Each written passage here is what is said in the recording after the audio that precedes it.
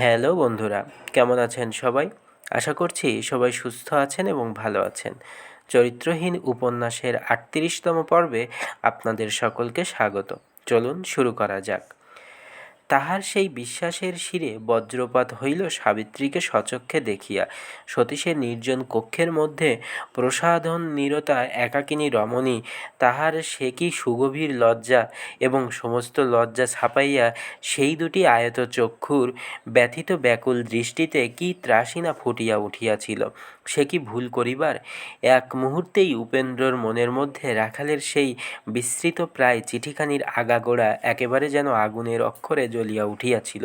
প্রশ্ন করিবার, সংশয় করিবার আর কিছুমাত্র প্রয়োজন ছিল না। সে চিঠিখানাকে বিশ্বাসযোগ্য করিয়া তুলিতে রাখালের চেষ্টার ত্রুটি নাই। তাহাতে সাবিত্রীর নাম তো ছিলই, নানাবিধ বিবরণের মধ্যে তাহার ভ্রুর উপর একটি ছোট কালো আঁচিলের কথা উল্লেখ করিতেও সে ভুলে নাই। চিহ্নটি এতই সুস্পষ্ট যে পলকের দৃষ্টিপাতেই তাহা উপেন্দ্রর লক্ষ্যগোচর কহিয়াছিল। সতীশকে ডাকিয়া দিবার অপ্রিয় কাজটা যাইবার পথেই শেষ করিয়া যাইবে কিনা স্থির করিতে করিতেই ভাড়াটে গাড়ি জ্যোতিষ সাহেবের বাড়ির সম্মুখীন হইল এবং ফটকে প্রবেশ করিতেই তাহার উৎসুক দৃষ্টি কিসে যেন বাড়ির দক্ষিণ দিকের দোতলা কক্ষের অভিমুখে আকর্ষণ করিয়া লইল। উপেন্দ্র মুখ বাড়াইয়া দেখিল, যাহা নিঃসংশয়ে প্রত্যাশা করিয়াছিল ঠিক তাহাই। অনুক্ত সুদীর্ঘ বাতায়ন ধরিয়া একখানি স্তব্ধ প্রতিমা এই পথের পরেই যেন সমস্ত প্রাণমন পাতিয়া দিয়া দাঁড়াইয়া আছে। এতটা দূর হইতে ভালো করিয়া দেখা সম্ভব নহে, তবুও তাহার মনশ্চক্ষে ওই বাতায়নবর্তিনীর ওষ্ঠাধরের ঈষৎ কম্পনটুকু হইতে চক্ষুপল্লব প্রান্তের জলের রেখাটি পর্যন্ত এড়াইল না। তাহার এতক্ষণকার চিন্তা, জ্বালা, অভিমান ও অপমানের ঘাত প্রতিঘাতের বেদনা মুছিয়া গিয়া শুধু কেবল একটি কথা মনে জাগিল, সুরবালার সারা রাত্রি এবং এই সমস্ত সকালটা না জানি কি করিয়াই কাটিয়াছে। যে সাধ্য থাকিলে হয়তো তাহাকে ঘরের বাহির হইতেই দেয় না, সে যে এই অপরিচিত শহরের মধ্যে গভীর রাত্রে তাহার অসুস্থ স্বামীকে একাকী বাড়ির বাহিরে যাইতে দিয়া এতটা বেলা পর্যন্ত কিরূপে করিয়াছে তাহা চিন্তা করিয়া এদিকে তাহার যেমন হাসি পাইল, অন্যদিকে তেমনি চোখের কোণে জল আসিয়া পড়িল। সরোজিনী বোধ করি খবর পাইয়া সেইমাত্র ভিতর হইতে ছুটিয়া আসিয়া বাহিরের বারান্দায় উপস্থিত হইয়াছিল। উপেন্দ্রকে দেখিবা মাত্র তাহার মুখ চোখ হাসির ছটায় ভরিয়া গেল। গাড়ি হইতে নামিতে না নামিতেই বলিয়া উঠিল, বাইরে আর এক দণ্ডও নয়, একেবারে উপরে চলুন। উপেন্দ্র যথাসাধ্য গম্ভীর মুখে হেতু জিজ্ঞাসা করিতে গিয়া নিজেও হাসিয়া ফেলিল। সরোজিনী তখন সহাস্যে কহিল, বেশ, মানুষটিকে কাল রাত্রে আমার জিম্মা করে দিয়েছিলেন, না নিজে ঘুমিয়েছে না আমাকে ঘুমোতে দিয়েছে।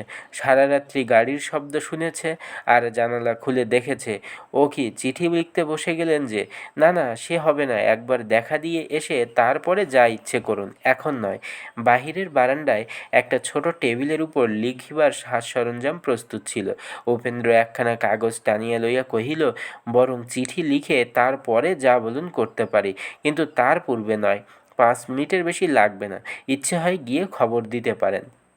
সরোজিনী তেমনই হাসিমুখে বলিল, আমার খবর দেবার দরকার নেই, তিনিই আমাকে খবর দিতে বাইরে পাঠিয়েছেন। আচ্ছা, 5 মিনিট আমি দাঁড়িয়ে রইলুম, আপনাকে সঙ্গে করে নিয়ে তবেই যাব। উপেন্দ্র আর জবাব না দিয়া চিঠি লিখিতে লাগিল। লিখিতে লিখিতে তাহার মুখের উপর ব্যথা ও বিরক্তির সুস্পষ্ট চিহ্নগুলো এত অদূরে দাঁড়াইয়া থাকিয়া সরোজিনী নিরীক্ষণ করে দেখিতেছিল, তাহা যে সে জানিতেও পারিল না।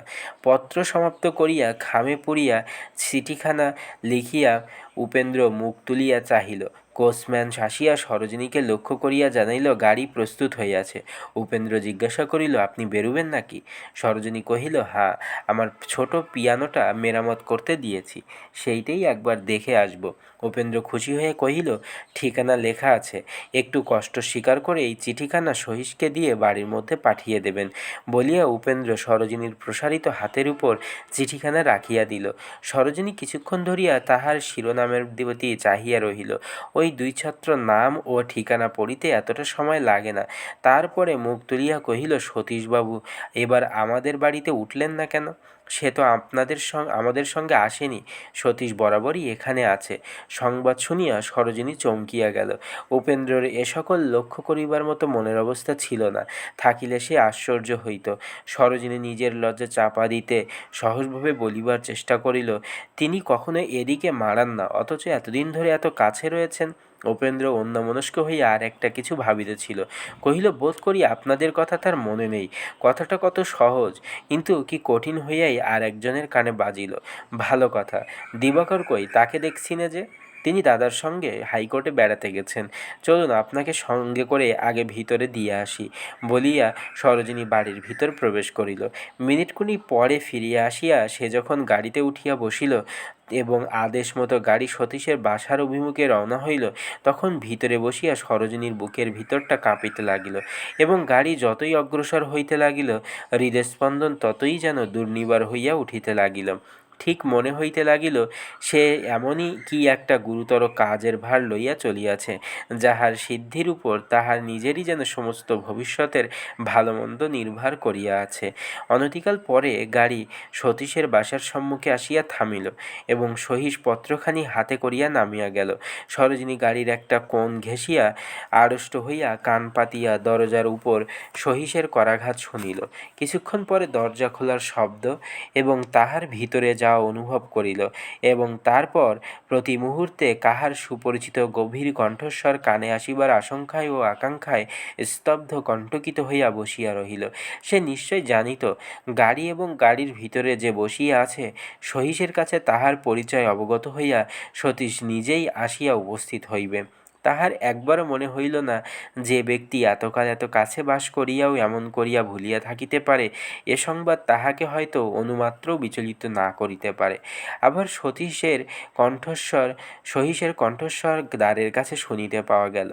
সে দ্বার রুদ্ধও হইল, এবং ক্ষণকাল পরেই সে চিঠি হাতে লইয়া একা ফিরিয়া আসিল।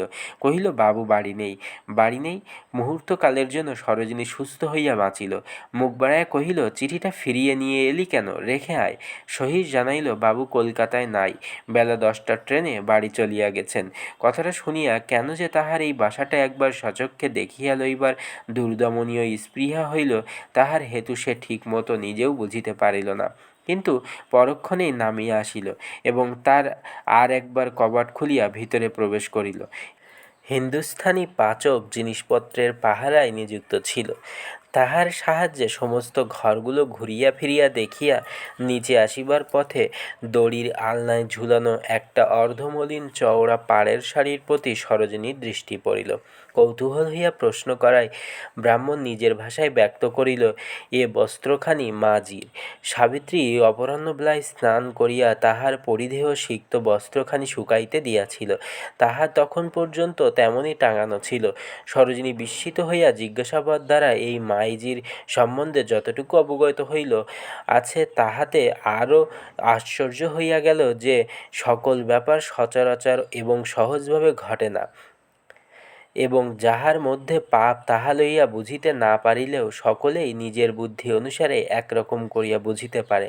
এই হিন্দুস্থানীটিও সস্ত্রীক উপেন্দ্রর আশায় এবং অমন করিয়া তৎক্ষণাৎ চলিয়া যাওয়া হইতে আজ সকালে মনিবের অকস্মাৎ প্রস্থানের মধ্যে মাইজিটির যে সংস্রব ছিল, তাহা অনুমান করিতে পারিয়াছিল। বিশেষ করিয়া সতীশের উদ্ভ্রান্ত আচরণ কোনো লোকেরই দৃষ্টি এড়ানো সম্ভব ছিল না। তাই সে সাবিত্রীর অসুখ প্রভৃতি অনেক কথাই কহিল, এবং তাহাকে দেখাশোনা করিবার জন্যই যে তাহার মনিবকে এমন ব্যস্ত ব্যাকুল হইয়া অকস্মাৎ প্রস্থান করিতে হইয়াছে, তাহাও সে একরকম করিয়া বুঝাইয়া দিল। সরোজিনী এই একটি নতুন তথ্য অবগত হইল যে উপেন্দ্ররা সর্বপ্রথমে এই বাড়িতেই আসিয়াছিলেন। মোট ঘাট নামানো পর্যন্ত হইয়াছিল, কিন্তু তৎক্ষণাৎ সমস্ত তুলিয়া লইয়া সেই গাড়িতেই প্রস্থান করিয়াছিলেন, অথচ তাহারা কেউই সতীশের নাম পর্যন্ত উল্লেখ করেন নাই। আর তাহার পরে আজ এই পত্র। স্পষ্ট বুঝা গেল উপেন্দ্র তাহার বন্ধুর আকস্মিক প্রস্থানের কথাটা বিদিত নহে। অধীর উৎসুকে সে ক্রমাগত এই রমণীর সম্বন্ধে নানাবিধ প্রশ্ন করিয়া ইহার বয়স এবং সৌন্দর্যের যে তালিকা পাইল, তাহা সত্যকে ডিঙাইয়াও বহু ঊর্ধ্বে চলিয়া গেল। অবশেষে ফিরিয়া আসিয়া সে যখন গাড়িতে উপবেশন করিল, তখন পিরানো সারানোর শখ চলিয়া গিয়াছে, এবং অজ্ঞাত গুরুভারে বুকের ভিতরটা ভারাক্রান্ত হইয়া উঠিয়াছে। এই রহস্যময়ী যে কে এবং সূত্রে কি আসিয়াছিল তাহা জানা গেল না, কিন্তু একটা লুকোচুরির অস্তিত্ব তাহার মনের মধ্যে দৃঢ় মুদ্রিত হইয়া রহিল। বন্ধুরা, আজ এই পর্যন্ত। পরবর্তী পর্ব আপনাদের জন্য আগামী দিন নিয়ে আসব। ততক্ষণ পর্যন্ত সবাই সুস্থ থাকবেন, ভালো থাকবেন। ধন্যবাদ সকলকে। শুভ সন্ধ্যা।